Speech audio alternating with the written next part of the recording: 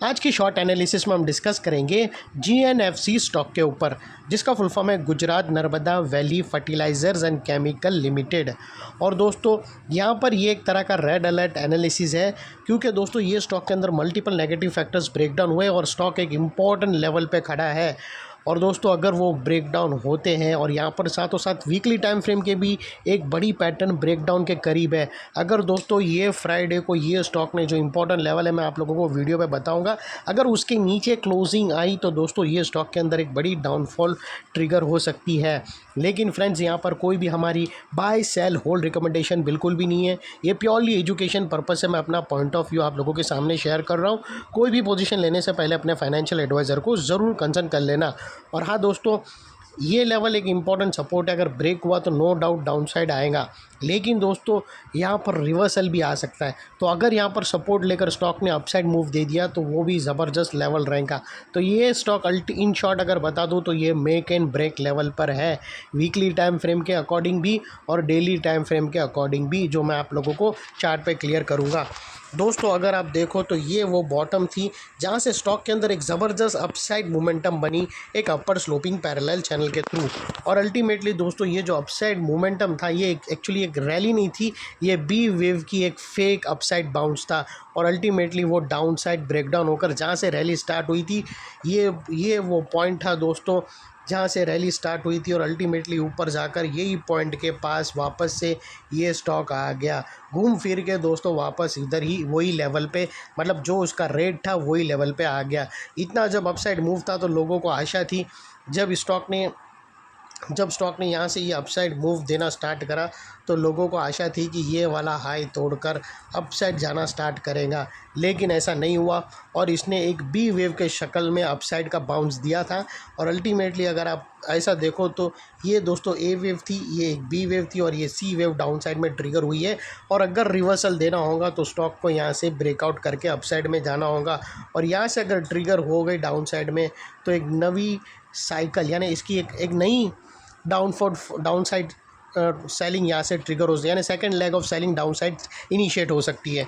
और दोस्तों और जब तक स्टॉक ये अपर स्लोपिंग पैरेलल चैनल में था, यहाँ पर हायर हाइज लगे बैक टू बैक। अगर आप देखो तो फर्स्ट हायर हाइज, सेकंड और लास्ट हायर हाइज यहाँ हिट हुआ। और जैसे ये upside sloping parallel channel down side में ब्रेकडाउन हुई, इमीडिएटली इसके जो बाउंस थे हायर हाइज बनने के वो बंद हो गए। यहाँ पर रैली के अंदर जो अपसाइड मूव था वो अल्टीमेटली ब्रेक लग गई और फर्स्ट टाइम इसने लोअर लोज भी थ्रेड किया, जो हमें कंफर्म कर देता है कि स्टॉक ऑफिशियली करेक्शन के अंदर एंटर कर चुका है। और buy side no longer good for creating wealth. यहाँ पर अगर बाई साइड पे खड़े रहे तो एक बहुत बड़ा ट्रैप साबित होगा, एज लॉन्ग एज इसके हायर हाइज हमें क्लोजिंग बेसिस पे ट्रिगर ना हो तब तक। और दोस्तों बात कर लेते हैं यहाँ पर डाइवर्शन की। तो फ्रेंड्स अगर आप RSI डालकर चेक करो तो आपको यहाँ पर क्लियरली नेगेटिव डाइवर्शन विटनेस होगा। फ्रेंड्स अगर आप देखो तो ये वो पीक था जहाँ से स्टॉक ने एक अपसाइड हाई दिया, लेकिन वही सेम चीज़ अगर आप देखो RSI में मिस आउट है और वो डाउन साइड की तरफ टिल्ट हुआ है।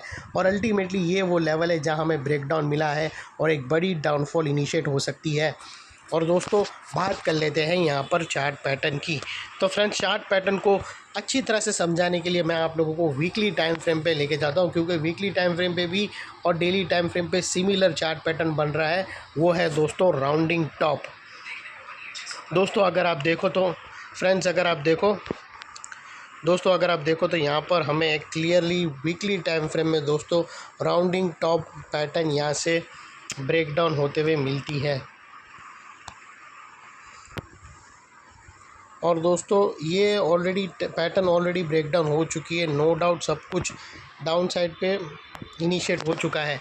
लेकिन दोस्तों यहाँ पर एक इम्पॉर्टेंट सपोर्ट है और ये वो सपोर्ट है दोस्तों जहाँ से बी वेव ने एक अपसाइड रैली ट्रिगर करी थी। यही वो लेवल था दोस्तों जिसके बारे में मैंने बताया था कि घूम फिर के स्टॉक वहीं आया था। यही वो पॉइंट था जहाँ से एक रैली स्टार्ट हुई और अल्टीमेटली दोस्तों यहाँ से फिजल आउट हो गई। तो अभी दोस्तों ये जितनी बड़ी रैली दिया था, अगर यहाँ से सपोर्ट लेकर वापस अपसाइड में बाउंस ले लिया तो बहुत ही ज़बरदस्त है। और बाउंस भी ऐसा लेना चाहिए दोस्तों कि इसके जो हायर स्विंग है वो ब्रेक होना चाहिए, यानी तकरीबन स्टॉक को 665 के ऊपर क्विकली क्लोजिंग देना होगा। तो दोस्तों यहाँ पर एक अपसाइड रैली बन सकती है। लेकिन दोस्तों अगर समझो 660 के 5 के आसपास अगर ऊपर क्लोजिंग नहीं दी है, जो हायर स्विंग है राउंडिंग टॉप का, अगर वो ब्रेक नहीं करा और डाउन साइड में वीकली क्लोजिंग दे दी है, क्योंकि ऑलरेडी दोस्तों यहाँ अगर आप देखो तो ऑलरेडी मतलब वीक स्टार्ट हो चुका है और इसके नीचे क्लोजिंग मिल गई। ऑलमोस्ट हम सेकंड नेकलाइन के बहुत ही करीब है जो 481 है। अगर 481 के नीचे फ्राइडे क्लोजिंग, मैं ये नहीं बोल रहा हूँ कि थर्सडे को क्लोजिंग होकर वापस ऊपर चला गया, लेकिन अगर फ्राइडे की क्लोजिंग बिलो 481 मिल गई तो दोस्तों ये वीकली टाइम फ्रेम की राउंडिंग टॉप पैटर्न ब्रेकडाउन होगी, जिसके बाद दोस्तों टारगेट बहुत ही बुरे डाउन साइड में ओपन होते हैं। जिसके बाद दोस्तों स्टॉक का जो फर्स्ट टारगेट है वो तकरीबन 398 का आएगा, यानी ऑलमोस्ट 400 के आसपास। और अगर वो भी ब्रेक हुआ तो दोस्तों आपको ये 335 के पास भी दिख सकता है। तो वो लिहाज से दोस्तों मैं आप लोगों को बता रहा हूँ कि अगर आपको फ्रेश पोजीशन लेना हो तो अपने एडवाइज़र को पूछकर यहाँ पर वेट कर लेना, हो सकता है आपको लोअर लेवल पे मिल सकता है। और दोस्तों यही वो, अगर वीकली क्लोजिंग के बाद दोस्तों यही वो दो बड़े लेवल है जहाँ पर स्टॉक रिवर्सल दे सकता है। और अगर इसके ऊपर क्लोजिंग दे दी स्टॉक ने तो एक ज़बरदस्त अपसाइड बाउंस भी हमें देखने मिल सकता है। तो यहाँ पर नेक्स्ट रिव्यू जब दूंगा दोस्तों ये स्टॉक के ऊपर इधर टारगेट को हिट करके रिवर्सल दे दे ये दो टारगेट के बीच में, या फिर दोस्तों इसको भी ब्रेक करके एक नई डाउन साइड इनिशिएट होंगी, उसके ऊपर भी मैं फर्दर रिव्यू दूंगा। और हाँ दोस्तों, अगर स्टॉप लॉस ट्रिगर करता है यानी 665 के ऊपर हायर स्विंग के ऊपर क्लोजिंग देता है तो दोस्तों एक अपसाइड मोमेंटम मिलेगा, उसके ऊपर भी मैं ज़रूर अपना एनालिसिस आप लोगों से शेयर करूंगा। और दोस्तों अल्टीमेटली नेकलाइन के पास का ये एरिया एक स्ट्रॉन्ग रेजिस्टेंस भी बनकर ट्रिगर होगा एक बार ये क्लोजिंग बेसिस पे, वीकली क्लोजिंग बेसिस पे थ्रेट हुआ तो। बिकॉज दोस्तों हमने यहाँ पर ऑलरेडी देख चुके हैं मल्टीपल नेगेटिव फैक्टर्स यहाँ पर ही क्रैक हुए हैं। यही एरिया पे हमने एक बहुत बड़ी अपर स्लोपिंग पैरेलल चैनल को डाउन साइड में ब्रेकडाउन होता हुआ देखा बी वेव के शक्ल में। और यहाँ पर ही दोस्तों हायर हाइज हमने लोअर लोज में शिफ्ट होते हुए देखे, नेगेटिव क्लियर डाइवर्शन भी आप लोगों को मैंने दिखाया प्राइस एक्शन और RSI के थ्रू। और यहाँ पर ही दोस्तों वीकली टाइम फ्रेम की एक बहुत बड़ी राउंडिंग टॉप पैटर्न ब्रेकडाउन होने के ऑलमोस्ट तैयारी है। अगर ब्रेक हुई, यही वो लेवल था 481 के नीचे फ्राइडे क्लोजिंग मिली तो दोस्तों ये स्टॉक का रिकवर होना बहुत ही मतलब इमीडिएट रिकवर होना बहुत ही चांसेस रहेगा दोस्तों। और फिर ये लेवल एक स्ट्रॉन्ग रेजिस्टेंस बनकर खड़ा रहेगा जो आसानी से दोस्तों स्टॉक को अपसाइड जाने नहीं देगा। और इतने बड़े स्ट्रॉन्ग रेजिस्टेंस के ऊपर शॉर्ट सेलर लोगों का स्टॉप लॉस रहेगा जो आसानी से हिट नहीं होगा, और अगर हिट हो जाता है तो वहाँ पर हमें एक शॉर्ट कवरिंग बाउंस देखने मिल सकता है। ये थी हमारी क्लियर और ऑन टू स्पॉट एनालिसिस थी, और कोई बकवास आप लोगों से मैंने किया नहीं हूँ। अगर एनालिसिस अच्छी लगे तो प्लीज़ चैनल को लाइक शेयर सब्सक्राइब ज़रूर करना। थैंक यू, जय हिंद।